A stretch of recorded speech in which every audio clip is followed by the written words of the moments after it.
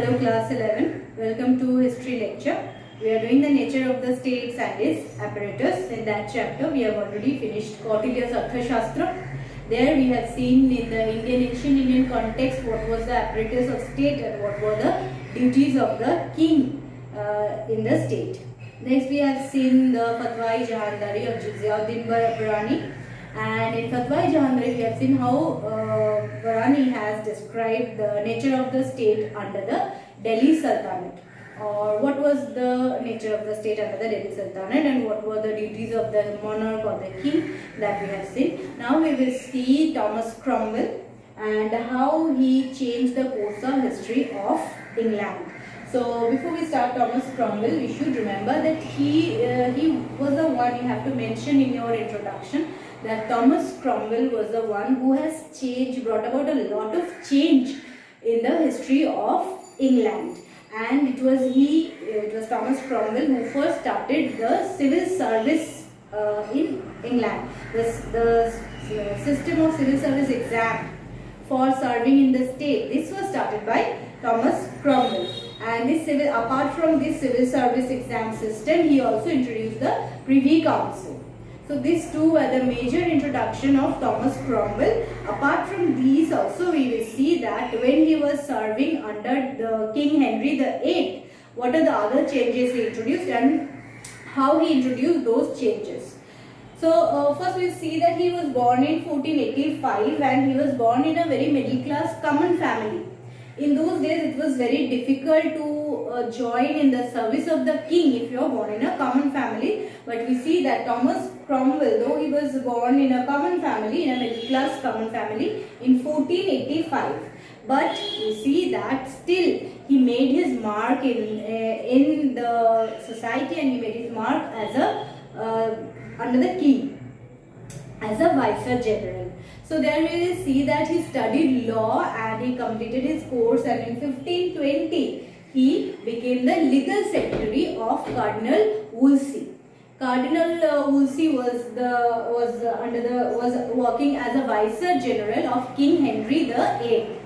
So he joined under Cardinal Wolsey as the legal secretary, but we see that within a year he was made the viceroy general of the King Henry VIII, and Cardinal Wolsey was removed from his position. Cardinal Wolsey was actually beheaded.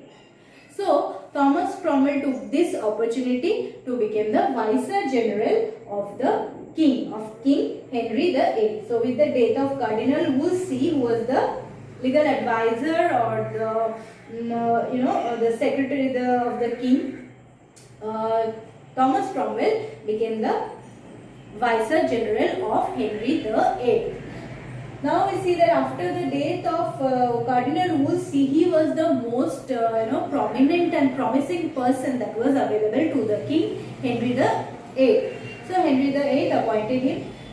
We have to remember that he was a Protestant from the beginning. Thomas Cromwell was a Protestant and he was also a supporter of parliamentary form of government. Remember this is very important. He was a supporter of parliamentary form of government.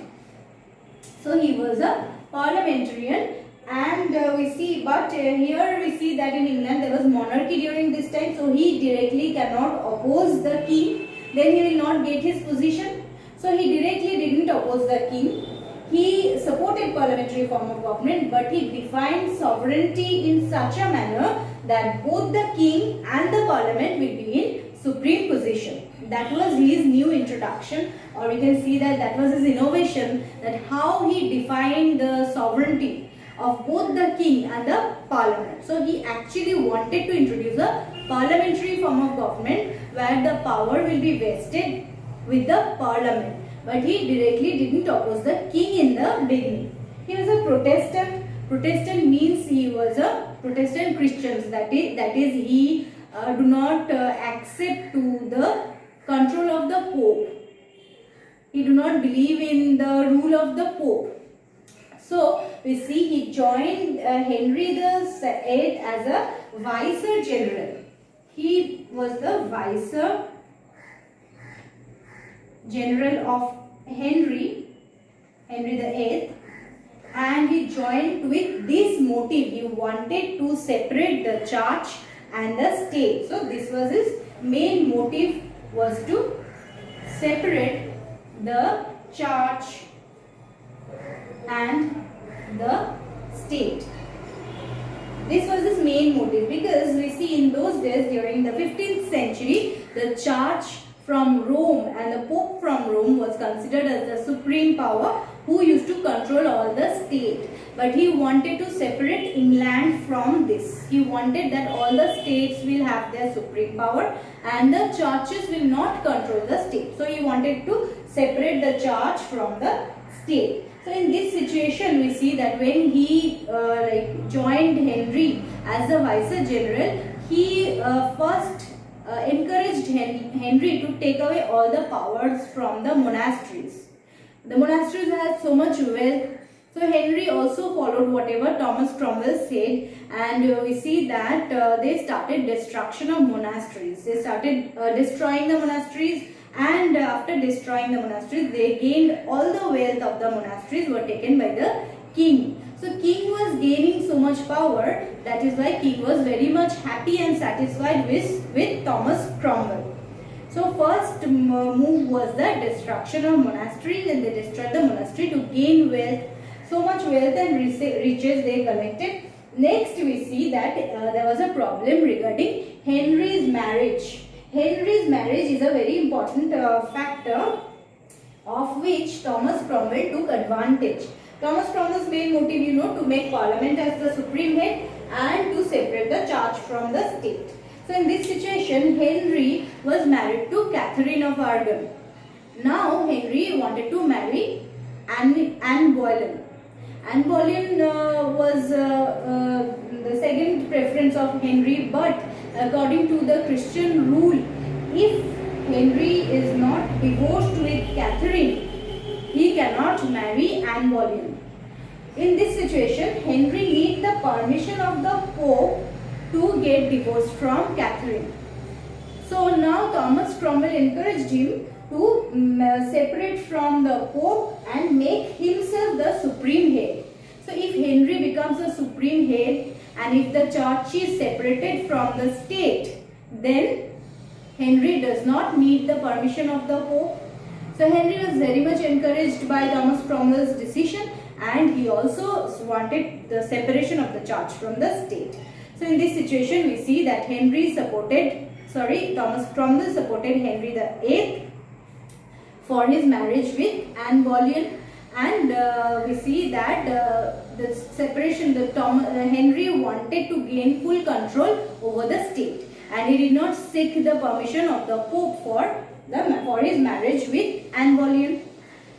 Now we see that after this destruction of monasteries and Henry's marriage, Thomas Cromwell started the parliamentary form of government, and in such a manner he established the government that fully the control will be with the parliament and the king will also be the sovereign. So in this situation, he forced, when the common people also was supporting Cromwell, he took this advantage that the common people were against the clergy. Clergy means the church officials, and he took the complete power of the clergy and vested it to the parliament. So clergy's power was completely lost. That is, church has no power from now, and this was done by Thomas Cromwell.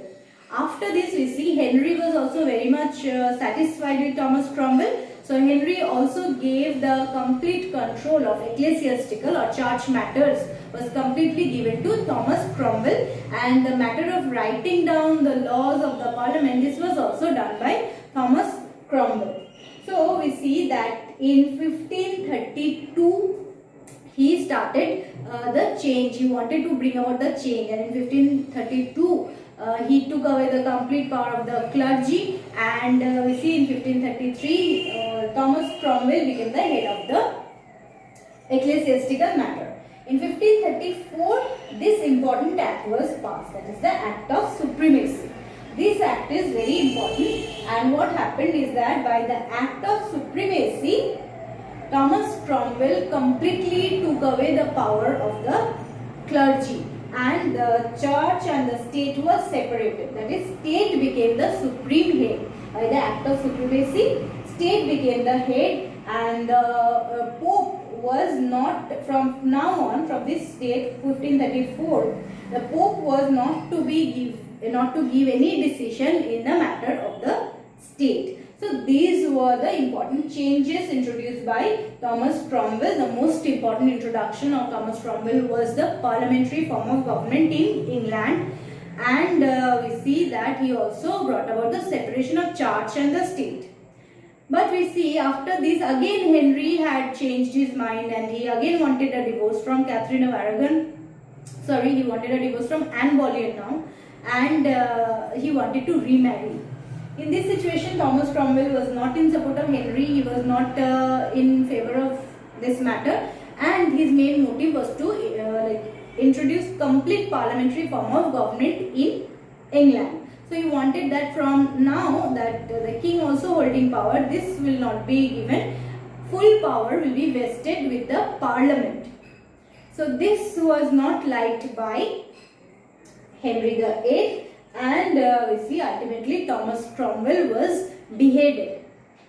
And we see that the Thomas Cromwell, this period of Thomas Cromwell came to an end, but he is still remembered as a parliamentarian, and the most important changes that he brought in England during that time is the separation of the church and the state. He introduced the Privy Council, and also we see the civil service system was also an introduction of Thomas Cromwell. Thank you.